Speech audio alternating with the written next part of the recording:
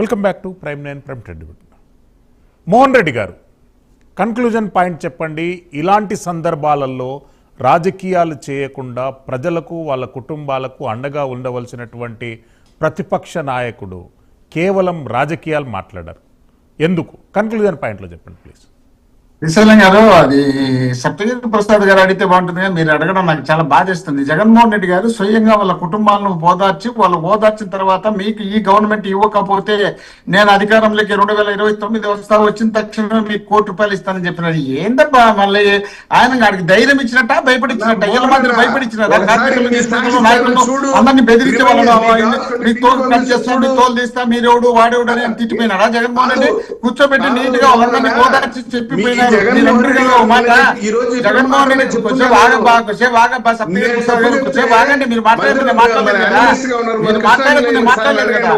వీళ్ళు అధికారంలో ఉన్నప్పుడు హైదరాబాద్ పోతుండే బస్సు సజీవదానం అయిపోయింది, విజయవాడలో బస్సు పడిపి చనిపోయింది, పెనుగొండ దగ్గర బస్సు పడి పిల్లలంతా చనిపోయినారు, వీళ్ళు పుష్కరాల్లో 30 మంది చనిపోయారు. ఎక్కడ చూసినా వీళ్ళు ఘోరాలే జరిగిపోతే, వాళ్ళు ఉన్నప్పుడు చనిపోతే బాగా తీసుకొచ్చి అంట కట్టుతారు సార్. జగన్మోహన్ రెడ్డి గారు ఉన్నప్పుడు చనిపోతే జగన్మోహన్ రెడ్డి గారు ఎంపీలు, ఎమ్మెల్యేలు, మంత్రులు అందరూ ఆ షాల్మార్ దగ్గర అది గ్యాస్ లీక్ అయినప్పుడు ఆ ప్రాంతంలో ఉన్నటువంటి జనం భయపడి పారిపోతే మంత్రులు కూడా నైట్ ఆల్ట్ అక్కడే ఉండి వాళ్ళకు మానసిక ధైర్యాన్ని ఇచ్చినటువంటి ప్రభుత్వం మాదైతే, వీళ్ళు కూడా మా ప్రభుత్వం గురించి మాట్లాడితే వీళ్ళకి ప్రభుత్వం 50 సంవత్సరాలు రాజకీయ అనుభవం ఉన్నా, 16 ఏళ్ళు ముఖ్యమంత్రిగా ఉన్నా కనీస అవగాహన లేని పరిపాలన సాగిస్తున్నారు. కాబట్టి వాళ్ళు ఎటు మేము గెలిచలేమనే ఉద్దేశంలో భాగంగానే ఏదో ఒక పార్టీని కలుపుకుని రాజకీయాల్లోకి వస్తారు తప్ప వాళ్ళు సింగిల్ గా రారు కదా. అందుకనే వాళ్ళని జనం లైక్ చేయలేదు కాబట్టి, వాళ్ళను జనం దూరం పెట్టారు కాబట్టి ఈరోజు జగన్మోహన్ రెడ్డి గారు వచ్చే తండోపతండాలు వస్తున్నారు.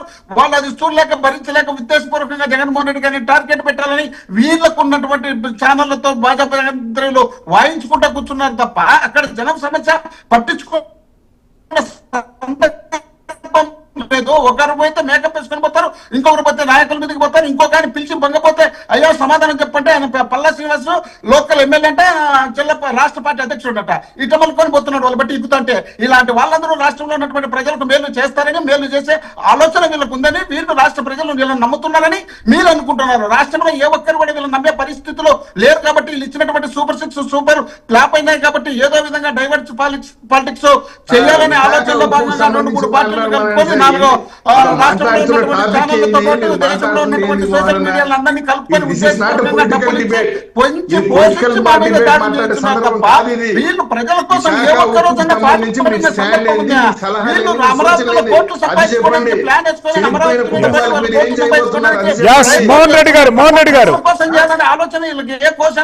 దేశ ప్రధాని నరేంద్ర మోడీ గారు మాట్లాడుతున్నారు ప్రజలను ఉద్దేశించి.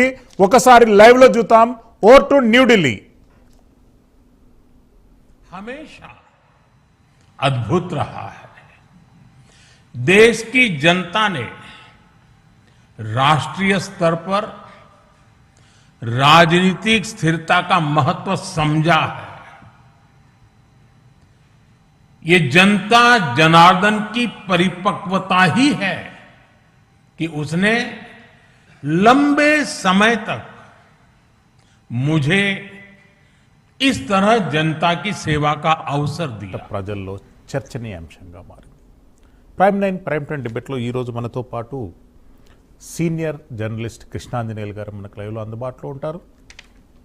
ఎల్ఎం మోహన్ రెడ్డి గారు వైఎస్ఆర్సీపీ సీనియర్ నాయకులు మనకు లైవ్లో అందుబాటులో ఉంటారు.